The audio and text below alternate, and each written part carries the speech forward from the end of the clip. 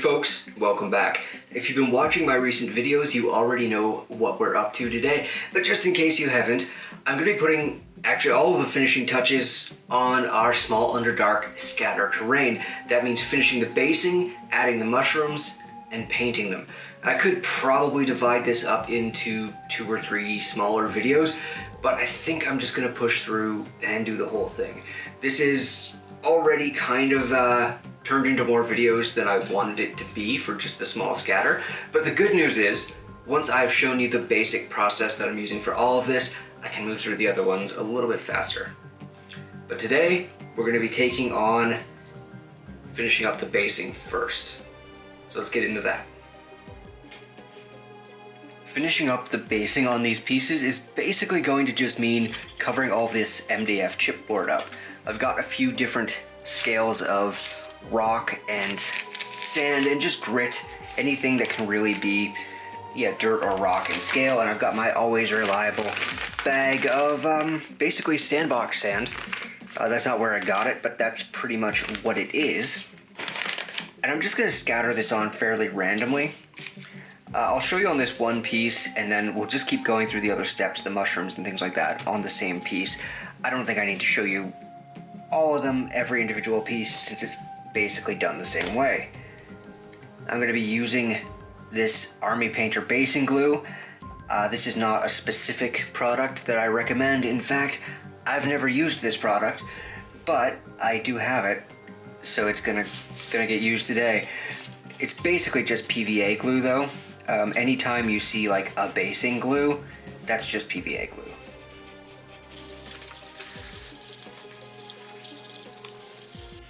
I should note too that I am just using a really crappy old brush for this. This was just from a set of craft brushes. It's something that it doesn't matter to me at all if it gets thrown out at the end of this project. Because once you put glue on a brush, that's pretty much it. It's sort of over for that brush. With that done, I'm going to start with some of this heavier aggregate and just kind of sprinkle it in. I'm going to try to keep it a little tighter to the edges of the rock formation, but I'm not too worried about it. And I'm not worried about the color of these aggregates either. This is all going to get painted, so it doesn't really matter.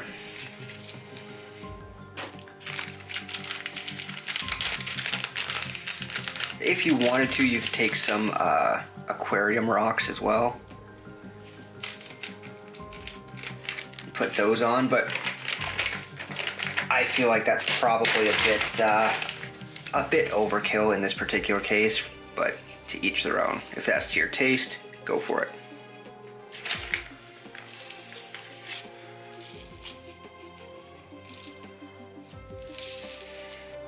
And there we go.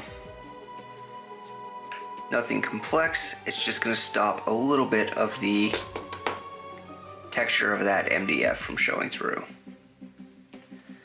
And now I just have to do all of the other scatter pieces.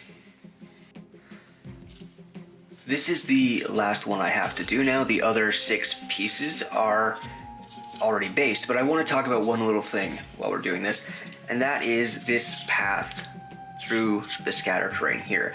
I want to leave this relatively unobscured of big rocks. Don't put any of these larger texture pieces in that path because I want it to be playable.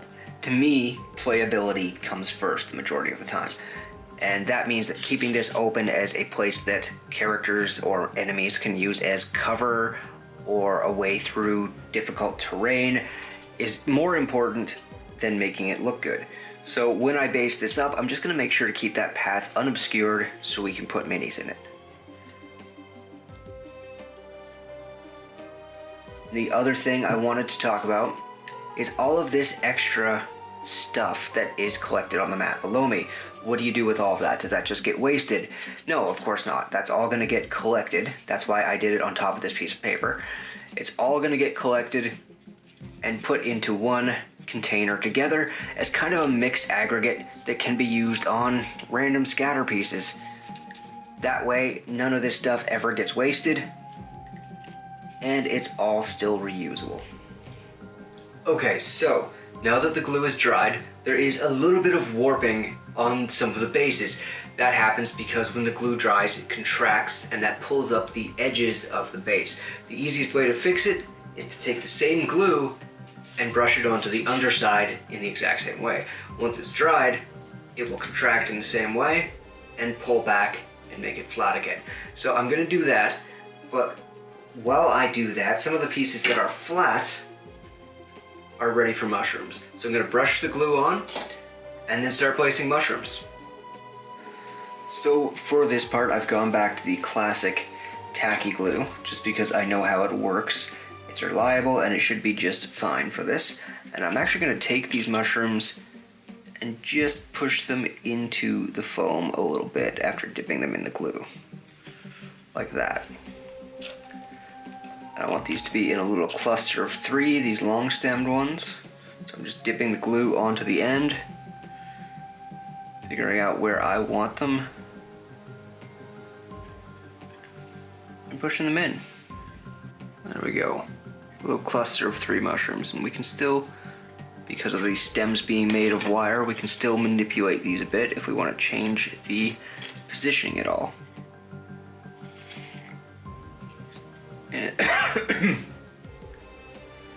And the shorter mushrooms are just going to get the exact same treatment. Just going to dip the ends in glue and push them into the foam. Now just the other 6 need to be done in the same way, and then we can prime everything and get ready to paint. Alright, here we go. The glue is dried, the mushrooms are in place across all 7 pieces. I did leave 1 or 2 without the mushrooms, just for variety. They don't have to be on everyone. And these are ready to be primed. Now, if you want, you could use Mod Podge for something like this. That's certainly a valid way to do it. But I'm going to be using my airbrush to prime. The reason for that is because it's going to be a lot faster, the coats are going to be a lot smoother, and I'm less worried about brushing the Mod Podge over the stems, like these really thin mushroom stems. I don't want to have to Mod Podge those. I'm going to hit them with the airbrush instead. I think they'll be easier and better in the long run, but certainly Mod Podge is a good option if you don't have an airbrush. Okay, so the whole set is black bombed now, just completely primed in black paint, top to bottom. The torch socks were a little difficult to do because there's just so many strange angles and things like that with the tinfoil, but I ended up going in with some black acrylic paint to finish those off, watering it down and just trying to get it in as many spots as I could. Now I'm going to walk through the paint job for each type of scatter, starting with the stone. The color palette for the Underdark, at least in my mind, is a lot of blues, violets, purples, so I want to work that into the stone from the first base coats. In this case, what I'm going to be doing is mixing a little bit of black acrylic, as soon as I can get it out. There we go. A little bit of black acrylic with some gray to lighten it up and desaturate it. And a few drops of Payne's Gray ink. Now, Payne's Gray is actually, of course, a very dark, saturated blue. So as a base coat for the stone, it's going to give us a nice blue color. Here we go. I ended up adding a little bit of off-white just to lighten that up a bit more. It's still going to be pretty dark going on over the black, but remember, this is just our first coat. There we go. Just something like that. A really dark gray blue that can go over everything. And I'm going to slop this all over the ground as well. I'm not worried about it. This is supposed to be in a cave, so it can all kind of look like the same texture to start. I will later use some pigments and washes to differentiate the two a bit further, but it should all look like the same kind of material. There we go, we got our first color put on. You might notice that I also did the stems of the mushrooms. That's not because I want them to be the same color as everything else, but rather because I am going to work them up to a light color, and the easiest way to do that is one step at a time. So anything that's lighter than black is a good thing to also put on the mushroom stems to eventually make painting them a light color easier. I'm not sure exactly how well this is showing up on camera, but in person, that's dried into a really lovely dark blue shadow color. Now what I'm gonna do is the next step on this is take those exact same colors, exact same paints, the acrylic black, some white this time to lighten it up, and that Payne's Gray ink, and create a lighter version of this. And then I'm just gonna dry brush it pretty heavily over everything. That's gonna be the next step. So this is just a really heavy dry brush that's meant to cover up a lot of this color. I'm not really looking to just grab the fine details yet, but rather get some color variation and really only leave that really pitch blue shadow color in the deepest shadows. Everything else you can go over top of with this lighter version of it. Now with the first layer of dry brushing finished, you can see that we're starting to get a really nice shadowy dark rock color that still has a lot of those blue tones. And now what I'm going to do next might shock you, I'm sure, but I'm just going to work up through progressively lighter dry brushes until I'm happy with how it looks, making it brighter, bluer, and doing less coverage on every run. I know, pretty standard stuff, and that's why I'm not going to walk you through every single layer of that. I'm probably going to do 2 more layers of dry brushing to bring it up to where I want it, and then I'll show you what the next step is.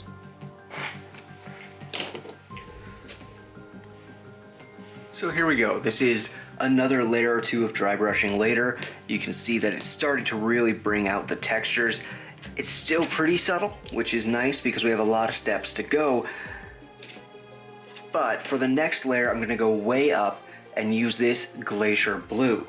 Now this is going to be a much softer, more sparing dry brush that is just going to pick out the edges and the highest textures. The reason that I'm doing this is because I still need to bring in all of those dark blues and purples and violets that we talked about. And in order to do that, I'm going to dry brush up to this really high, probably too bright color, and then get the airbrush, get some of those bright, vibrant colors in, and do kind of spot painting over the rocks with them. And then we'll highlight back up one more time. But to do that, first I have to dry brush with this. And it's gonna look like a lot when I put it on. It's gonna look way too bright. But that's actually what we want here.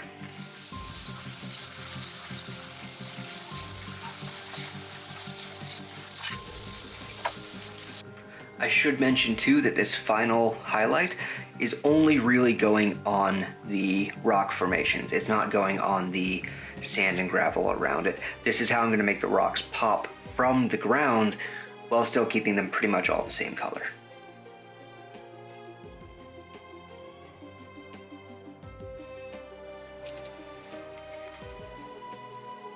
So here we are with the final brightest layer of dry brushing. You can see that brings out the shapes of the rocks a lot, which is exactly what I was going for. Now, from here, I'm going to take these to the spray booth, take some bright blues, violets, and purples, and spot color them.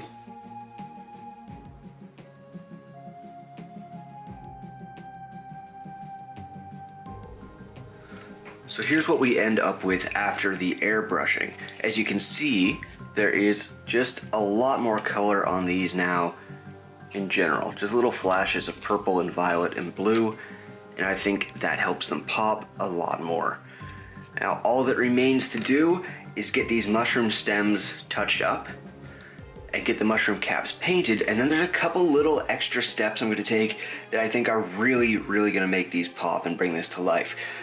I think what I'm going to do then is leave the torch stalks for the next video, because this one is already dragged out longer than I was intending. Which I'm starting to think there are reasons that I had never done a whole scatter set on the channel before. But we're into it now, so we just gotta keep going until it's done.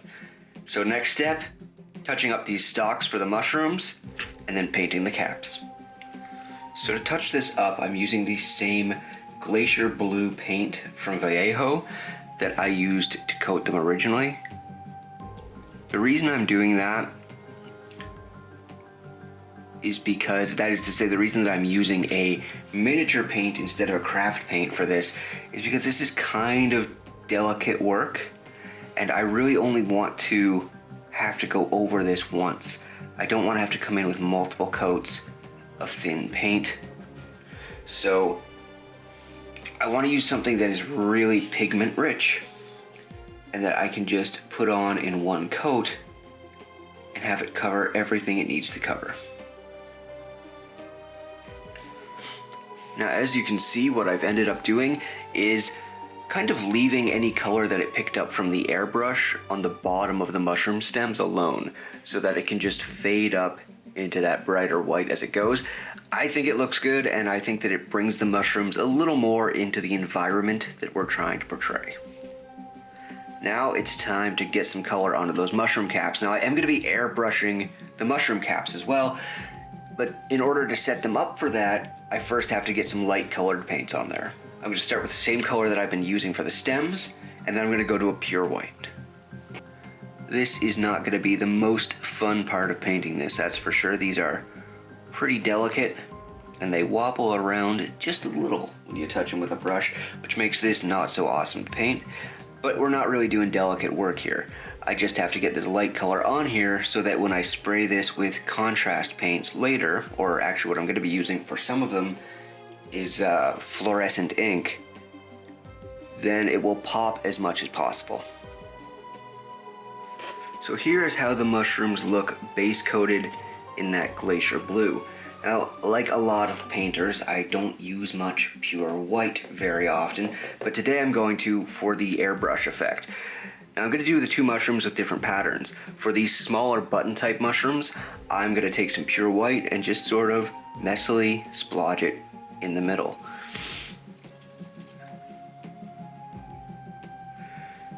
It doesn't show up a great deal now, but it's going to add some nice variation when I spray this with the airbrush. Just something like that, a nice little white dotted pattern in the middle that the airbrush and the contrast paints will actually pick up a little bit. And for the longer stemmed mushrooms, I'm just going to take this finer brush and just kind of draw some lines from the middle of the mushroom out towards the sides. Just some little stripes that when this gets hit with the contrast paint or the fluorescent ink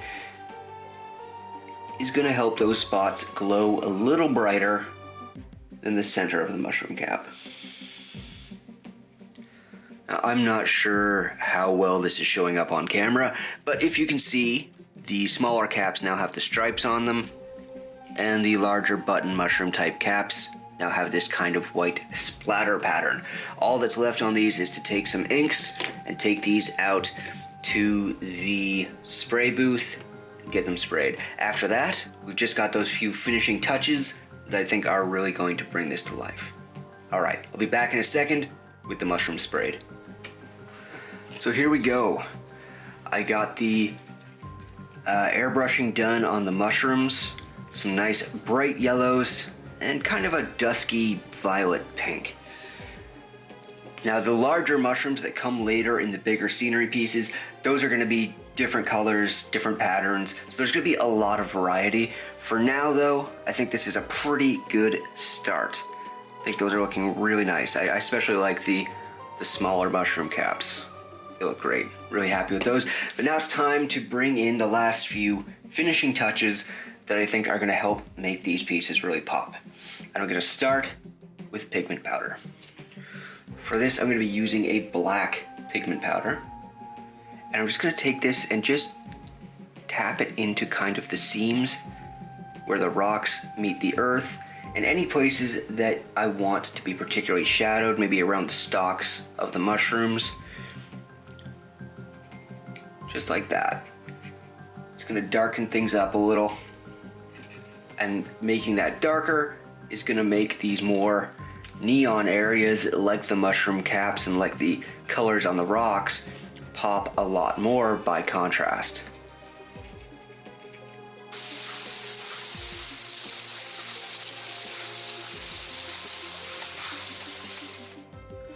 As you can see, the pigment powder has really darkened down the bases on these, which is great. I think it makes the bright colors pop a lot more.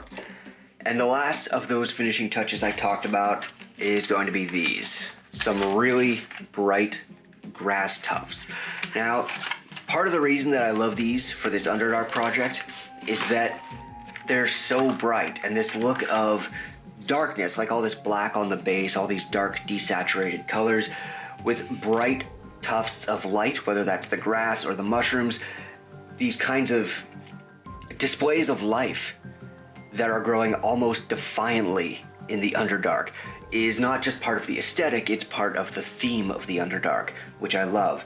And the other part is that these types of grasses, these bright, unusual alien colors, you can find them on sale really cheap a lot of the time. Believe it or not, fewer people need neon turquoise grass than need grass. So you can get these pretty cheaply. I got these on sale. I didn't pay the sticker price for them. And I'm just gonna start applying these anywhere that looks like it needs a pop of color. When you are adding tufts like this, it is a good idea to add some extra glue. They do have sticky backs on them, but a little extra glue is always a good idea, whether that is like a crazy glue or just tacky glue like this. Putting a little extra in there, just make sure that they stay in place.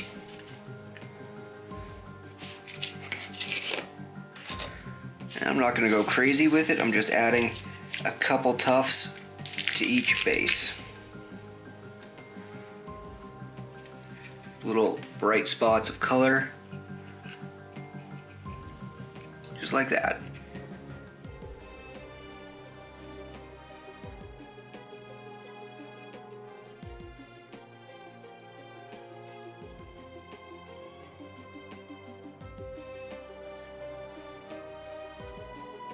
Okay, I think I'm gonna call this here.